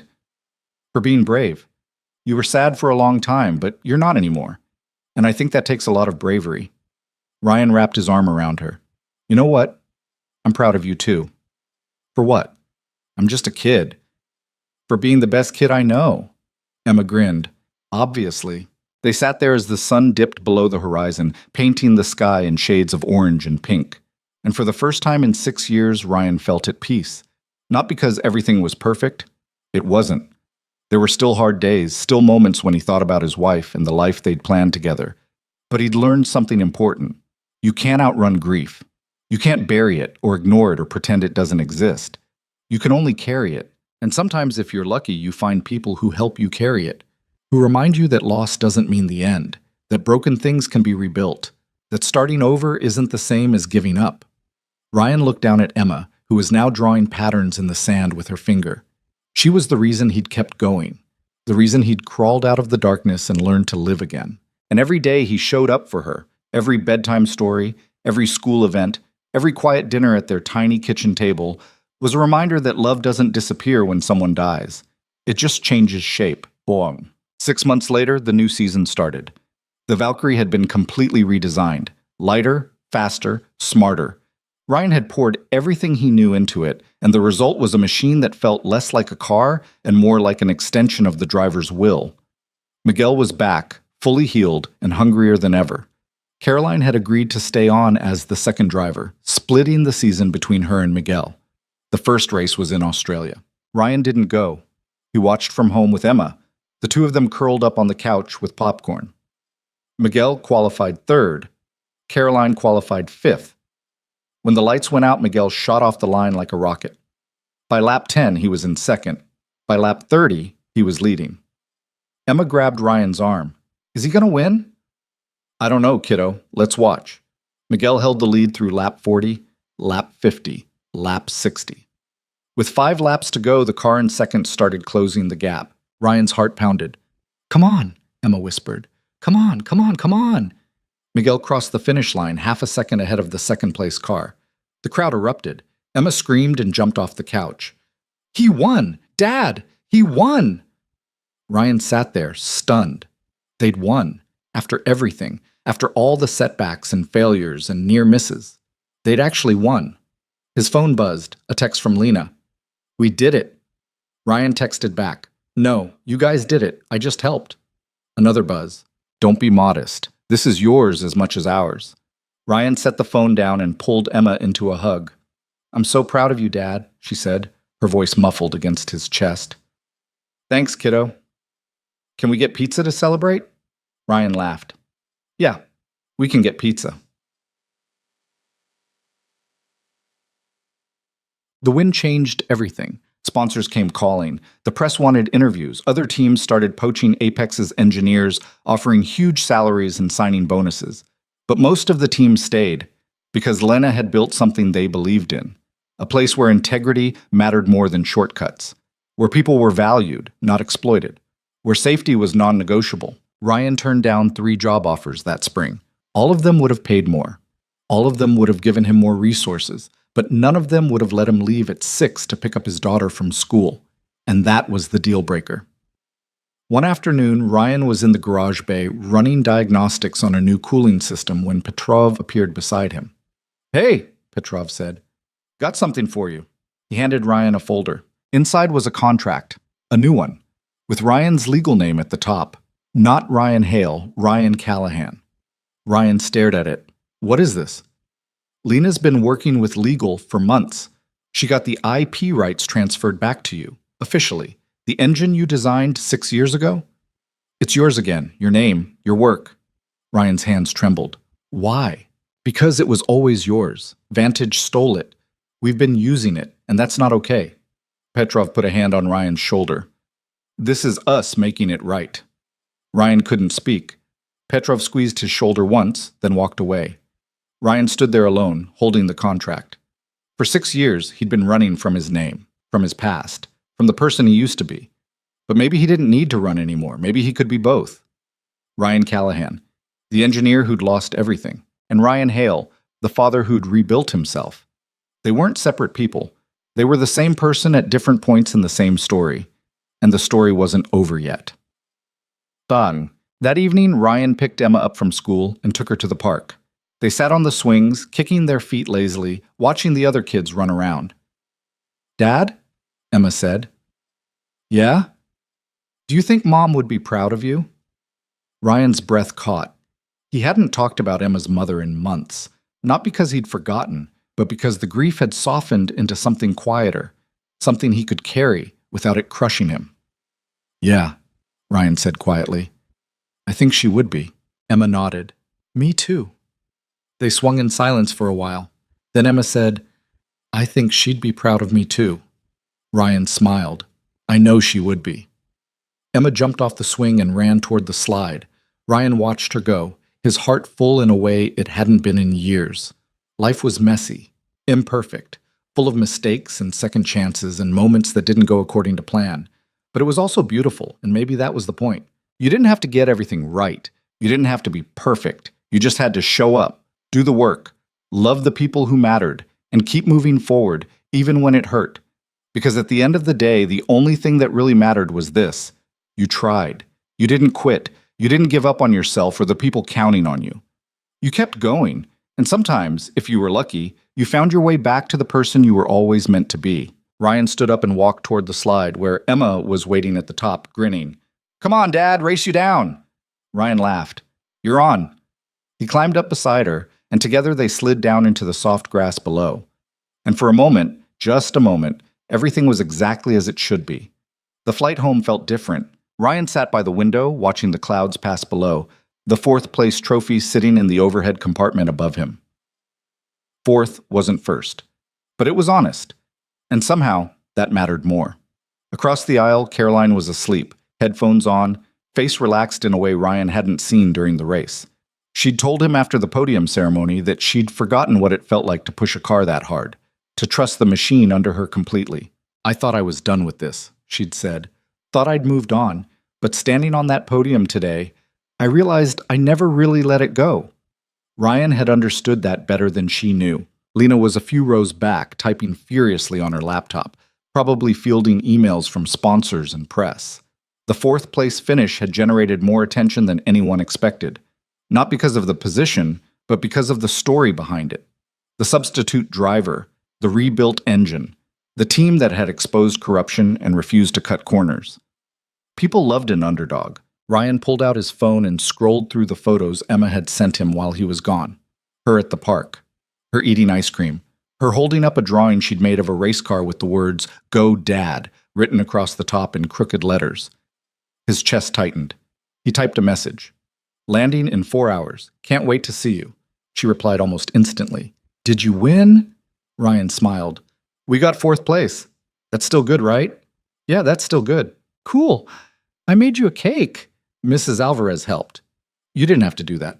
"I wanted to." "It has sprinkles." Ryan laughed quietly. "Can't wait." He put the phone down and closed his eyes, but sleep didn't come. His mind kept circling back to the race, the moment Caroline had radioed in about the throttle hesitation. The 30 seconds he'd had to find and fix a problem that could have ended their day. He'd done it. But it had been close. Too close. And that was the thing about this work. It was never finished. There was always another fault to find, another system to optimize, another crisis waiting just around the corner. But for the first time in years, Ryan didn't feel overwhelmed by that. He felt ready. Emma was waiting at the airport with Mrs. Alvarez, holding a handmade sign that said, "Welcome home, best dad." The moment Ryan stepped through the arrivals gate, she ran at him full speed. He dropped his bag and caught her, lifting her off the ground. "I missed you so much," Emma said, squeezing his neck. "Missed you too, kiddo." She pulled back and looked at him seriously. "Did you bring me a souvenir?" Ryan laughed. "I did." He set her down and unzipped his carry-on, pulling out a small box. Inside was a delicate wooden puzzle box, the kind sold in the markets near the circuit. Emma's eyes lit up. "What is it?" "It's a puzzle. You have to figure out how to open it." "Is there something inside?" "Maybe." Emma immediately started twisting and turning the box, her tongue poking out in concentration. Mrs. Alvarez smiled at Ryan. "She's been asking about you every hour." "Thanks for watching her." "Anytime. She's a good kid." They drove home, Emma chattering nonstop about everything she'd done while he was gone. She'd finished her book report. She'd beaten her friend Noah at checkers 3 times. She'd learned how to make scrambled eggs without burning them. Ryan listened, soaking in every word. When they got home, the apartment smelled like vanilla and sugar. A lopsided cake sat on the kitchen counter, covered in rainbow sprinkles and white frosting. "I made it myself," Emma said proudly. "Well, Mrs. Alvarez helped with the oven part, but I did the decorating." "It's perfect," Ryan said. "Can we eat it now?" "After dinner." Emma groaned but didn't argue. They ate spaghetti at the kitchen table, and Emma told him about the movie she'd watched, and the new girl in her class who had a ferret, and how she'd finally figured out how to do a cartwheel. Ryan just smiled and nodded, grateful for every mundane, beautiful detail. After dinner, they ate cake. Emma had 2 slices. Ryan had 1. It was too sweet and slightly undercooked in the middle, but it was the best thing he'd tasted all week. That night, Ryan tucked Emma into bed and sat on the edge of her mattress. "Dad?" she said, looking up at him. "Yeah?" "Are you happy?" Ryan blinked. "What do you mean?" "You seem different, like, in a good way. You smile more now." Ryan's throat tightened. "Yeah, kiddo. I think I am." "Good." She yawned. "You deserve to be happy." Ryan leaned down and kissed her forehead. "So do you." "I know. I'm awesome." Ryan laughed. "Yes, you are."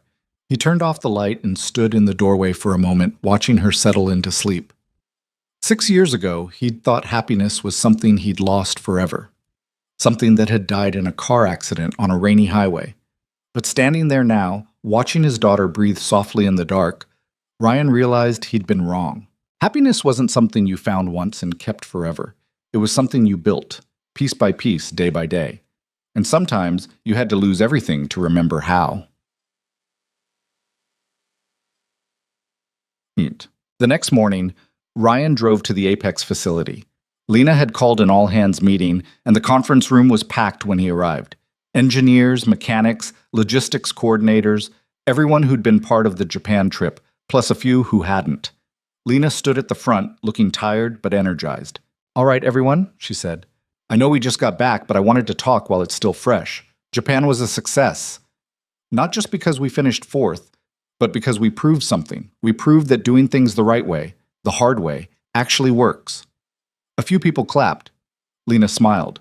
"But we're not done," she continued. "We've got 3 more races this season. And next season, we're aiming higher. I want wins. I want podiums. I want people to know that Apex Velocity stands for something." She paused, looking around the room. "And to do that, we need to keep building, keep improving, keep holding ourselves to a higher standard." Her gaze landed on Ryan. "Which is why I'm promoting Ryan to chief engineer." The room erupted in applause. Ryan blinked. "What?" Lena grinned. "You heard me. Petrov's moving to deputy chief. You'll oversee all propulsion and systems engineering. Full authority. Your name on everything." Ryan shook his head. "Lena, I told you, I know what you told me, but you've earned this, and the team needs it." She looked at him steadily. "So what do you say?" Ryan glanced around the room. Petrov was smiling. Marcus gave him a thumbs up.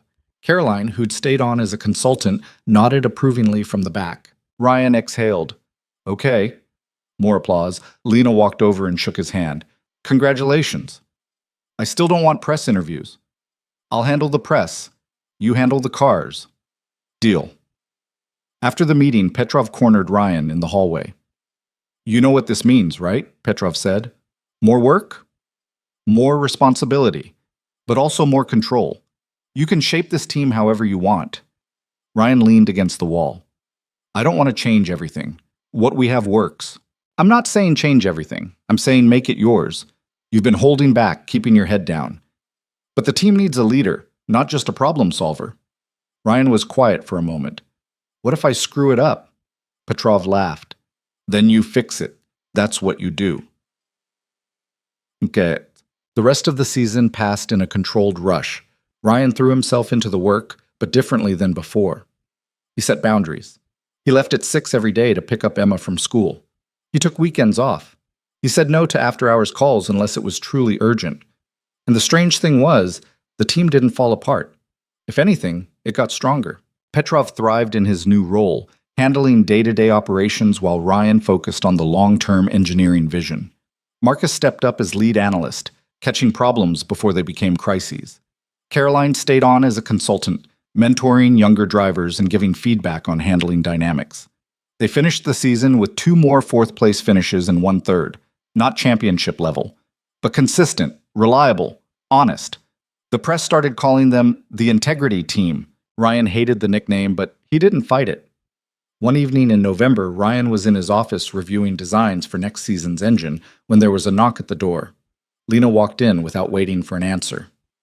"We need to talk," she said. Ryan set down his pen. "About what?" Lena sat across from him, her expression serious. "I got a call this morning, from the Racing Commission." Ryan's stomach tightened. "What about?" "They've been investigating Cortec for the past 6 months. Turns out the problems went deeper than we thought. They were selling defective parts to 12 different teams. 3 crashes last season were traced back to their components." Jesus. "The commission's filing criminal charges against Cortec's executives and against Philip Stern." Lena leaned forward. "And they want you to testify." Ryan's blood went cold. "Testify? At the trial. You're the one who found the pattern. Your documentation is the foundation of their case." "Lena, I can't. I know you don't want the attention, but this is bigger than that. If you testify, you help make sure this never happens again." Ryan stood and walked to the window. "What if I say no?" "Then the case is weaker. Stern might walk. Cortec might get a slap on the wrist instead of real consequences." Ryan stared out at the test track. "I changed my name to disappear. If I testify, everyone's going to know who I am, who I was. I know. My daughter will be proud of you, Lena said quietly, because you did the right thing even when it was hard. Ryan closed his eyes. She was right. He knew she was right, but that didn't make it any easier. When's the trial? He asked. 3 months. Ryan turned around. I'll do it. Lena stood. Thank you. Don't thank me yet. I might screw this up. You won't. The next 3 months were brutal. Ryan worked with the commission's lawyers, going through every piece of documentation he'd compiled. He answered hundreds of questions. He prepared for cross-examination. He tried to keep Emma's life as normal as possible while his own life spiraled into something completely unfamiliar. The media got wind of the trial. Reporters started digging into Ryan's past. They found the name change. They found out about his wife. They found old photos of Ryan Callahan, the young engineer who'd once been called a rising star. And suddenly, his carefully constructed anonymity was gone. Emma noticed when kids at school started asking questions. Mia's mom asked if you're famous, Emma said one night at dinner. Ryan set down his fork. What did you say? I said you're just my dad. She pushed her peas around her plate. But are you famous? Not the way you think. Some people know who I used to be, but that doesn't change anything. Do you wish they didn't know? Ryan considered. Sometimes, but hiding doesn't fix things. Sometimes you have to stand up and deal with stuff even when it's uncomfortable. Emma nodded seriously. Like when I had to tell Mrs. Henderson I broke the classroom globe? Ryan smiled. Exactly like that. That sucked. Language. You say it. I'm an adult. Emma grinned. So when I'm an adult, finish your dinner. The trial started on a cold Tuesday in February. Ryan wore a suit that Lena had insisted he buy. He sat in the witness box, sweating under the courtroom lights, and told the truth. He explained how he'd found the pattern of defects, how he'd cross-referenced failure reports with supplier records, how Philip Stern had pushed for cost reductions while knowing the parts were substandard. The defense attorney tried to rattle him, suggesting Ryan was bitter about his own past, that he was trying to blame others for his failures. Ryan kept his voice steady. I'm not here because I'm bitter. I'm here because 3 drivers could have died, and someone needs to be held accountable for that. The courtroom was silent. When Ryan stepped down, Lena was waiting outside. You did good, she said. I just told the truth. That's all anyone can ask. The trial lasted 2 weeks. In the end, Cortex CEO was sentenced to 5 years. Philip Stern got 3 years and a lifetime ban from the industry. Ryan watched the verdict on TV from home. Emma curled up next to him on the couch. Did you win? Emma asked. It's not about winning, it's about justice. So, did justice happen? Ryan thought about it. Yeah, I think it did. Emma hugged him. I'm proud of you, Dad. Ryan held her tight. Thanks, kiddo. Spring came, and with it, the new racing season. The Valkyrie had been completely redesigned. Ryan had poured everything he knew into it, every lesson learned, every mistake corrected, every innovation tested to exhaustion. Miguel was back, fully healed and hungry. Caroline agreed to split the season with him, each taking half the races. The first race was in Australia. Ryan didn't go. He watched from home with Emma, the two of them eating popcorn on the couch. Miguel qualified second. When the lights went out, he shot forward like he'd been launched from a cannon. By lap 10, he was leading. By lap 30, he'd pulled 5 seconds ahead of the pack. Emma grabbed Ryan's arm. Is he going to win? Maybe. Let's see. Miguel held the lead. Lap 40, lap 50, lap 60. With 10 laps to go, his biggest rival started closing the gap. Ryan's heart pounded. Emma was literally bouncing on the couch. Come on, come on, come on, she whispered. Miguel crossed the finish line 0.3 of a second ahead. Winner. Emma screamed and jumped up, knocking popcorn everywhere. He won! Dad! He won! Ryan sat there, stunned. They'd actually done it. His phone exploded with messages. Lena, Petrov, Marcus, Caroline, even Miguel, who'd managed to text, "We did it," before getting mobbed by his team. Ryan texted back to all of them. Congratulations, you earned it. Emma climbed back onto the couch, grinning. Can we get pizza? Ryan laughed. Yeah, we can get pizza. The text. The win changed things, but not in the way Ryan expected. Sponsors flooded in. The press wanted interviews. Other teams started poaching Apex's engineers with huge offers. But most of the team stayed because Lena had built something worth staying for. A place where integrity mattered, where people weren't just cogs in a machine, where safety was never negotiable. Ryan turned down 4 job offers that spring. All of them paid more. All of them offered bigger budgets and better resources. But none of them would let him leave at 6 to pick up his daughter. And that was the deal breaker. One afternoon, Petrov came into Ryan's office holding a folder. "Got something for you," he said. He handed Ryan the folder. Inside was a legal document, a contract, with Ryan's real name at the top. Ryan Callahan. Not Hale, Callahan. Ryan stared at it. "What is this?" "Lena's been working with legal for months. She got the IP rights transferred back to you. The engine you designed 6 years ago? It's officially yours again. Your name, your work, everything." Ryan's hands shook. "Why would she?" "Because it was always yours. Vantage stole it. We've been using it, and that wasn't right." Petrov put a hand on Ryan's shoulder. "This is us making it right." Ryan couldn't speak. Petrov squeezed his shoulder once. "Welcome back, Ryan Callahan." He left, and Ryan sat there alone, holding the contract. For 6 years, he'd been running. From his name, from his past, from the person he used to be. But maybe he didn't need to run anymore. Maybe Ryan Callahan and Ryan Hale weren't 2 different people. Maybe they were the same person at different points in the same story. And the story wasn't over. That evening, Ryan picked Emma up from school and took her to the park. They sat on the swings, kicking their feet lazily. "Dad?" Emma said. "Yeah? Do you think Mom would be proud of you?" Ryan's breath caught. He hadn't talked about Emma's mother in months, not because he'd forgotten, but because the grief had softened into something quieter, something he could carry. "Yeah," Ryan said. "I think she would." Emma nodded. "Me too." They swung in silence for a moment. Then Emma said, "I think she'd be proud of me too." Ryan smiled. "I know she would." Emma jumped off the swing and ran toward the slide. Ryan watched her go, his heart full. Life was messy, imperfect, full of mistakes and moments that didn't go according to plan. But it was also beautiful. And maybe that was the whole point. You didn't have to be perfect.